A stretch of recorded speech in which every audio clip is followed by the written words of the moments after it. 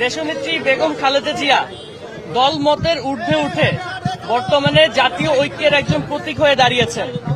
জাতির ঐক্য ধরে রাখতে বর্তমানে বাংলাদেশের এই নাজুক সময়ে জাতির ঐক্য ধরে রাখতে আমাদের দেশনেত্রী বেগম খালেদা জিয়ার উপস্থিতি খুবই প্রয়োজনীয়। আমাদের বিশ্বাস উনি ওনার জীবনের অনেক যুদ্ধ জয় করেছেন। দীর্ঘ 17 বছর উনি নানা অত্যাচারিত হয়ে সেই যুদ্ধ জয় করে আজকে আমাদের সামনে দাঁড়িয়েছেন। আমার বিশ্বাস তার এই শারীরিক পরিস্থিতিতে এই কন্ডিশনে তিনি তার জীবনের সাথে যে যুদ্ধটি করছে সেই যুদ্ধ জয় করার মাধ্যমে তিনি আমাদের মাঝে ফিরে আসবেন এবং দেশের এই নাজুক সময়ে তিনি জাতিকে নেতৃত্ব দিবেন এবং জাতীয় ঐক্য ধরে রাখবেন। এবং we all believe that she is a fighter and she will definitely win this war.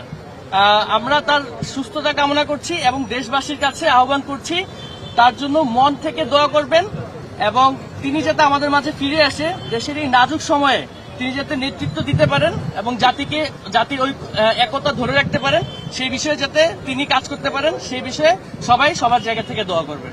ধন্যবাদ।